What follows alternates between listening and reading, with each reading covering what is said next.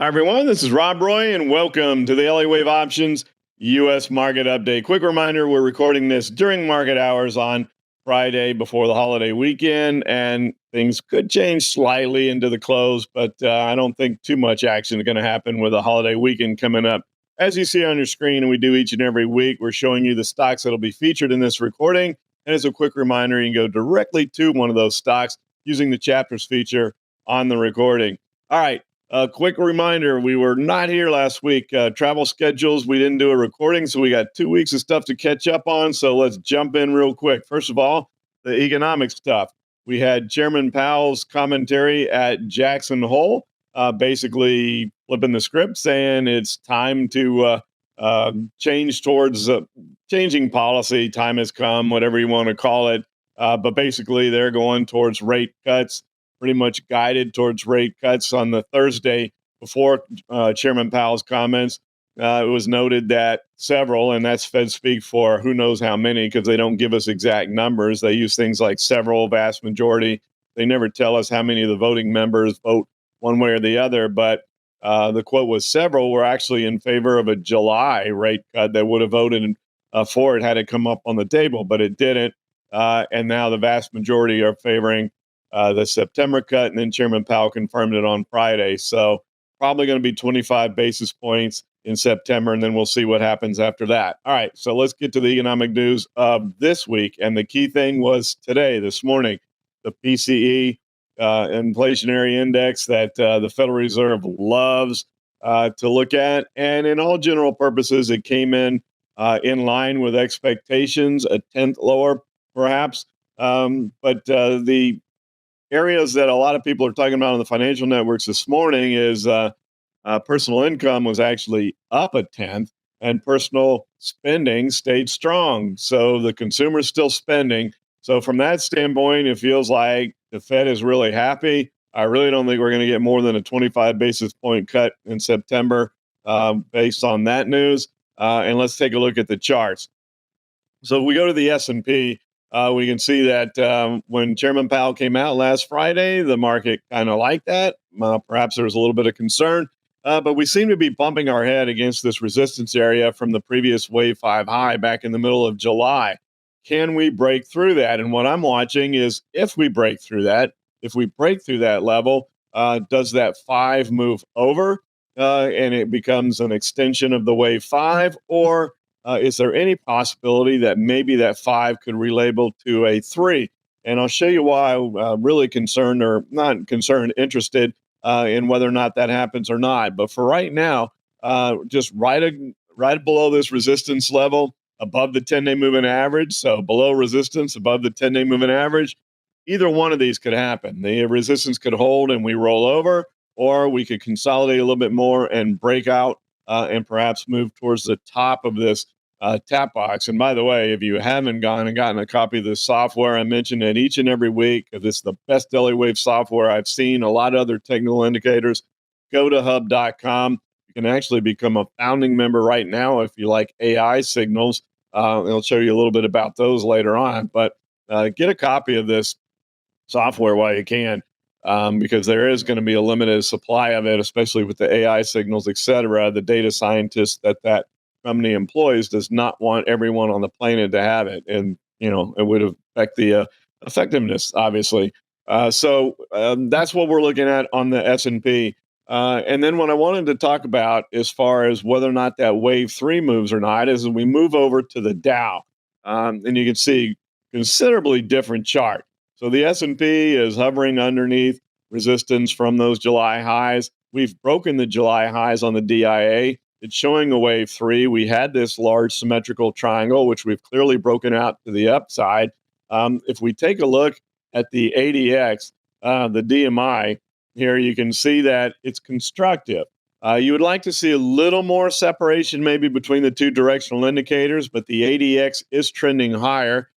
So there is some strength to this breakout move. How far can it go? Well, we have a complex wave 3, obviously, because of the consolidating triangle within the wave 3. And that gives us a rough idea. A little bit different than having a zigzag in a wave 3, but it's a pretty decent sized triangle. You look at perhaps somewhere around 410 on the upper end, about 385 here.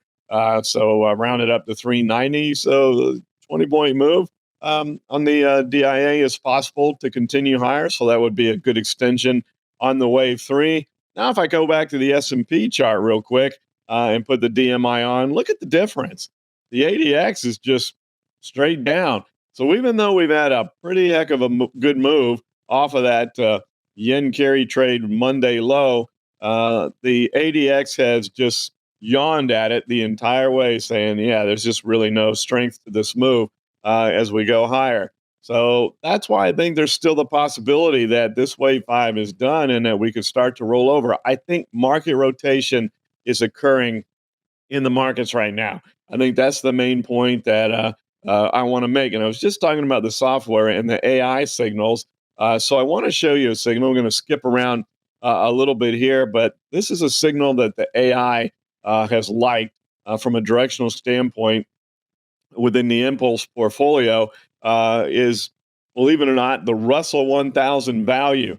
And there's been a few different symbols that it's showing some strength to. And you can see we've had a pretty big breakout move. So you see that there's a bid coming into the Dow, not so much in the S&P, and also on the value side of the Russell, which I find really interesting. You know, the smaller caps, but yet we're looking at the top half, the 1,000, not the Russell 2,000, and we're looking at the value side of it. So I do think there's market rotation. They were calling it broadening in the market this morning. Call it whatever you want. But some sectors that haven't been participating back when it was all about Mag 7 are now starting to participate. And I think you need to look elsewhere than just the S&P. That's clearly what the charts are showing. But I found this one particularly interesting, and we'll see how far the IWD can go. But that is a very constructive DMI confirming likely continued move to the upside there. Now let's flip the script and go the other way, back to the Qs. And this is where there's some concern here. And you can see that we've talked about it, that the big Mag 7 is not carrying the ball anymore. Here we have a downward zigzag here that's qualified, although albeit barely, that wave B just under the 78.6% level. That's the last bastion of fib resistance that allows it to stay a qualified pattern. We do have a lower high there in mid-August from that July high. So we want to keep an eye on that. And then you look at the ADX here, it's moving down as well. Maybe it's starting to bottom out a little bit here, perhaps, but not looking strong on the ADX on this move that was pretty vertical as well. So once again, no strength in this upward move. Now you can see that we have a little bit of a pattern here of lower highs as we look like perhaps we're starting the C wave of the zigzag extension. But with all that said, we have the 10, 30, and 50-day moving averages all converging in the same spot. And so far, the 50-day moving average is held.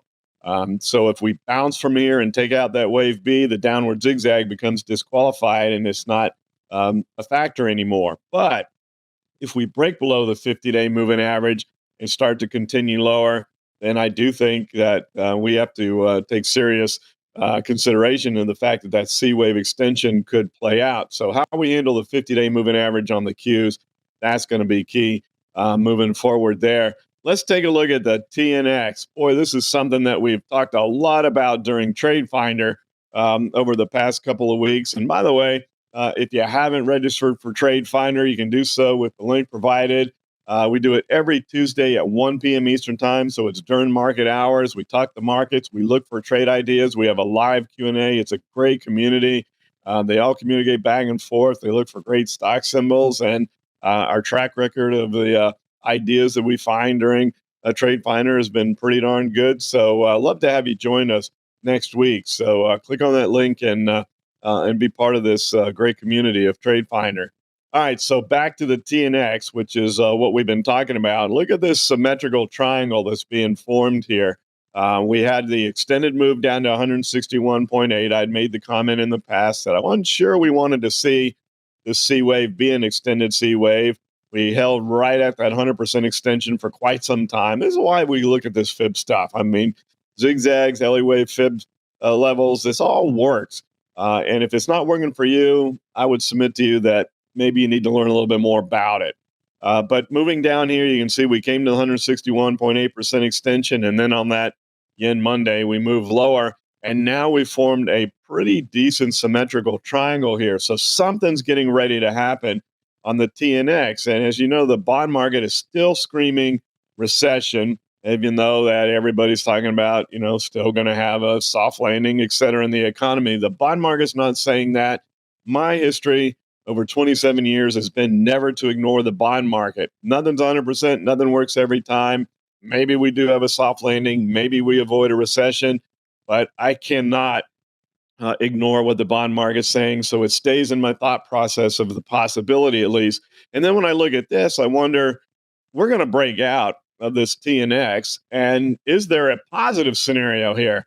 Because if we break to the upside and rates start moving up, well, that means the inflationary data is coming in bad, and perhaps the Fed won't cut rates as aggressively. That's the only scenario I see for rates to go up as much as they would breaking out of this triangle. And if they go lower, then that means the economic data is coming in a bit weaker, and the Fed's going to have to be more aggressive on cutting rates, and that's where we go down. Which of those two scenarios is the good one? It doesn't seem like either one of them is. Which I think is why, jumping back to the S&P, that we're kind of leveling off here. And then we also showed some data on election cycles and what normally happens. Again, just general stuff. Nothing's etched in stone. When you go into September and October on year 4 on an election cycle, the market tends to churn, go sideways a bit, maybe even slightly down. And then once the election's over, then usually, at least on average, you have a little bit of an uptick for the month of November and December. And those are just guidelines, things to take a look at. And it makes sense because the market hates uncertainty. And gosh, don't we have a lot of uncertainty going in this election? It's a toss of a coin of who's going to win the presidency, who's going to control Congress.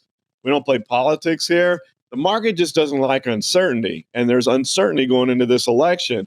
But regardless of which party wins, which party's in control of Congress, the market will adjust accordingly, and it'll feel better about things because at least it knows what it's up against. The certainty is back. The uncertainty is gone. All right, so let's move on. Talk about the dollar. I feel a little bit better about the dollar right now. Has a little bit of a bounce. I didn't really kind of like this move that was pretty vertical down to the 161. Here's that fib level again. A zigzag that went to the extended level. Same thing we're just talking about. Once again, being spot on right to the 161.8% level. Bounce back up. I really want to see the dollar kind of hang around in here.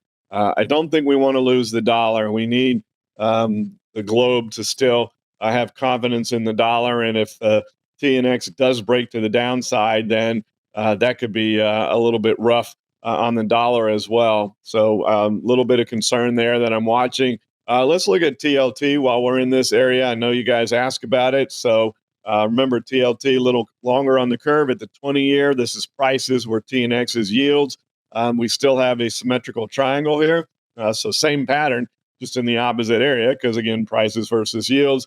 We're going to break out here too. So very similar to what's going on the TNX. Something's going to happen to rates here within the next couple of weeks. I mean, that's what the charts are screaming at and telling us at this point in time.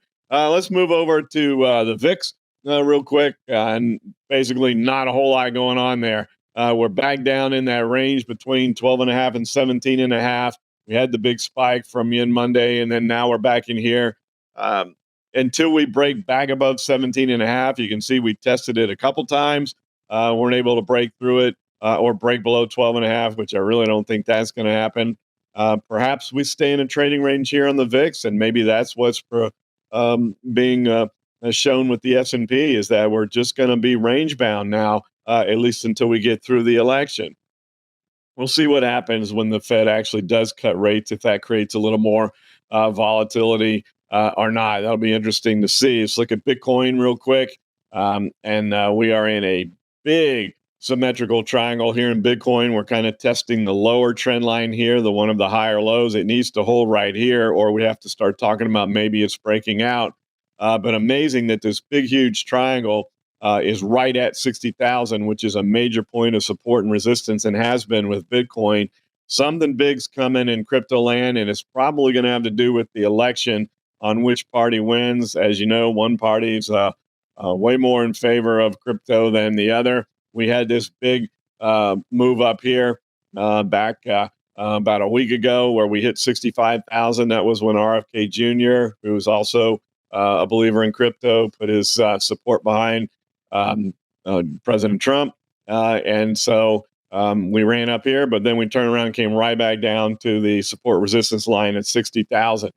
So we'll see which way it breaks out. Ethereum, for those of you interested in that, same thing, triangle here, a little bit of a breakout, back down, testing the breakout. So far, trying to hold 2,500 at this moment, a little bit below it.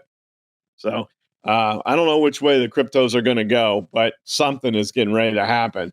On Ethereum, we have the wave 4 right at the 38.2% fib level. However, Elliott himself would say when you have a triangle, don't pay attention to the Elliott wave pattern. Don't get caught trying to pick a direction. Any triangle can break either direction. And that's something that we want to respect and move forward. Let's look at oil real quick, USO. Gosh, it's just so news driven right now. We started to break to the downside out of this triangle when it looked like maybe there was going to be a ceasefire. And then all of a sudden, nope, no ceasefire. And then waiting on Iran to retaliate because Israel killed the leader of Hamas. So right back up we go. And right back to the point of the triangle. And now really there hasn't been the escalation that they thought was going to occur in the Middle East that put the bid back in. And so now we're kind of trending back down again. So who knows what the big move is eventually going to be in oil. But I still think this triangle bears watching. So a little bit of a breakout, test of a breakout. That is one of the scenarios that you break out of triangles. Maybe that's all that's going on.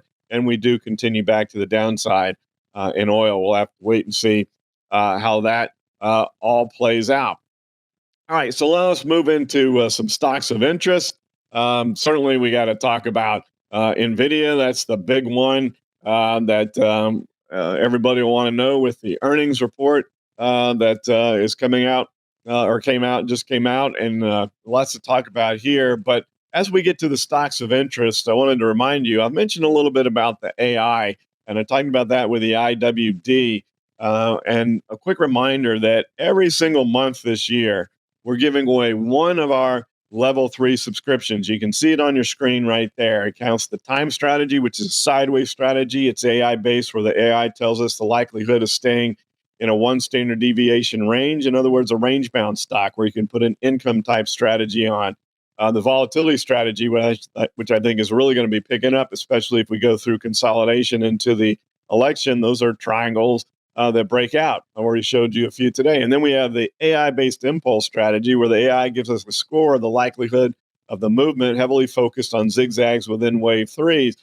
So it's worth thousands of dollars with all of those portfolios. And we're giving away one free every month this year. And all you have to do to register is post a comment underneath the video, and then you're in the registration. So please do so. Good luck to you. I think you'll find it extremely interesting and informative. And so you get the alert signals as well. So let's get back over to Nvidia. And you probably are aware from the earnings report, it was pretty good, actually. But so many people were asking me how to play the Nvidia earnings. And basically, 7.8% movement was priced into the options. Nvidia's moved on average 8%. So they were pricing it for a normal movement. And then Nvidia is known for having a pretty good volatility crush in the options right after earnings. And all that played out in this scenario. No outsized moved on earnings. There was a volatility crush. And so my comment is, the best thing to do is let's see how the market reacts to the earnings report. And then if you're trading options, a better opportunity to put on an options trade. Then you can see that we do have, at least right now, a little bit of a lower high there. So we have to pay attention to that. Now, we are technically still in a 5-wave pattern to the upside. So this could turn and run at any time. And again, the earnings report was pretty good, but it didn't blow things away. And that's my comments, was for it to break to the upside on the earnings report, it has to be an absolute blowout. Very solid report, but not the blowout. So now we're holding at the 10-day, or excuse me, at the 50-day moving average. That's where the rubber is going to meet the road with Nvidia. If we can hold here, get past a little bit of the post earnings doldrums here, and turn and move back to the upside, you could start to look long Nvidia again. But in my opinion, it needs to break this wave 3 high. So for me, we're just watching Nvidia. Now, if it breaks below the 50-day moving average and shows that it's going to have some follow through, we're very likely coming down here to test 100. I do think that's a possibility, but we have to break the 50-day moving average first. And over the past 2 days, the lows have held the 50-day moving average. So that's what you're going to want to watch on Nvidia and see where that plays out. Let's look at the metals real quick. Gold breaking down a little bit today. We do have, we were talking about this last night in our insiders meeting, which is for alert subscribers only at ewotrader.com. That we had a very interesting pattern here. Look at the series of triangles. You don't see this very often, although GLD is noted for consolidating and breaking out. I've noted that over the years, but wow, bang, bang, bang, 3 in a row. So we had a symmetrical triangle, broke out into another symmetrical triangle, and is broken out into an ascending triangle. And as a reminder, any triangle can break either direction. Looks like maybe today we're trying to sneak out of this lower end, but we're really holding the 10-day moving average so far. We'll see what happens with gold. It kind of feels like gold wants to run. But as Mr. Elliott would say if he was here, don't get caught picking a direction on a triangle. Any triangle can break either direction. So we'll see. But just a really interesting pattern. Symmetrical, and ascending. Just don't see that very often. 3 straight triangles like that. Let's look at SLV real quick. I know some of you like that. They've been playing catch up, but now they've been kind of turned back. And the concern here on SLV is look where this wave 4 is, right at the 61.8% fib level, which is my favorite of all fib levels. I think it's the strongest one. And that turned back. It was trying to play catch up with GLD, SLV was, and now we're right at the 50-day moving average here on SLV. Can it hold there? Like we were talking about Nvidia, that's going to have a big effect on where we go from here. So if we don't hold the 50-day moving average, we could be looking lower. It's a pretty well-formed 5-way pattern to the downside that I just said GLD felt like it wanted to break up. But remember, it's in a triangle, so it could break to the downside. To have GLD break up and SLV break down doesn't make much sense. I guess it could happen, but that would be surprising if they move that inversely to each other. So we got to watch the 50-day moving average on SLV. If it breaks down, then I think there's a likelihood that we continue that wave 5 to the downside. And what does that mean for GLD? Maybe it breaks down, but moving into an interest rate cutting environment just seems like that could be support for the metals. But they're going to do what they're going to do, and we'll be here to talk to you about it. Now let's take a look at Tesla. And Tesla's going through some consolidation of its own right here. Another triangle being formed here in Tesla, which I think is quite interesting. And I just talked about how gold with all the triangles, you can see how the volatility portfolio that we have at ewotrader.com is probably going to be pretty active here over the next couple of months because you're already starting to see the formation of triangles.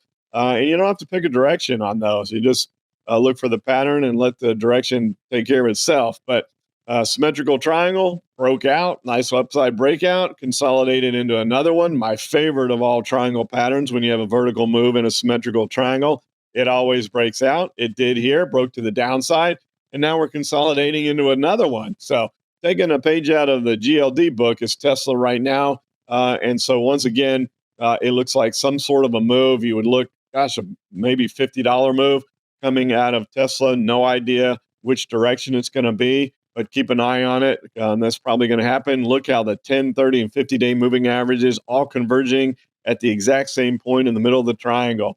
Great setup for a breakout in Tesla. So again, I can't tell you which direction it's going to go, but I can tell you something's getting ready to happen on Tesla. Now let's look at SMCI. You're probably aware of what's happened after the earnings report. And gosh, look at this chart of SMCI. This has got Elliott Wave corrective patterns all over it. So we are in a 5-way pattern to the downside. We're in the wave 3 and a very complex wave 3. It got its start with this zigzag. What you may or may not know in the world of Elliott Wave is every 5-wave pattern starts with a zigzag. Not every zigzag becomes a 5-wave pattern, but every 5-wave pattern starts with one. There it was, right to the 100% extension, as you can see right there. So we came right down to the 100% extension. Then we went into a flat, which is a sideways corrective pattern. And then we started this new zigzag to the downside. Now, the B wave only went up almost to the 38.2% level, which would indicate roughly a 61.8% extension on the wave C. We're not that far away. So you would expect with this downward move following SMCI's earnings that a lot of bad news and a lot of selling has taken place. So perhaps a little bit more of a drift down. And note that this trend line right here that we've drawn weeks ago happens to coincide exactly where that 61.8% extension is. So when the B wave corrects 38.2, you look for a 61.8% extension. We are a little bit oversold short term, so we could have a little bit of a bounce in here, but perhaps a little bit of a drift down towards that level is warranted for SMCI. And then we'll have to relook at it because at that point in time, we might be ready for wave 4 bounce back to the upside. So lots of stuff to talk about. As I said, catching up on the past 2 weeks. Thanks as always for your attention. Leave a comment. Hopefully you'll like the video. And if you know anyone you think might be interested in, tell them to become a subscriber and you'll be notified each and every week when these videos are posted. Have a great holiday weekend, everyone. Quick reminder, both the stock market and the bond market are closed on Monday. So enjoy the Labor Day weekend, and we look forward to talking to you again soon. Take care, everybody.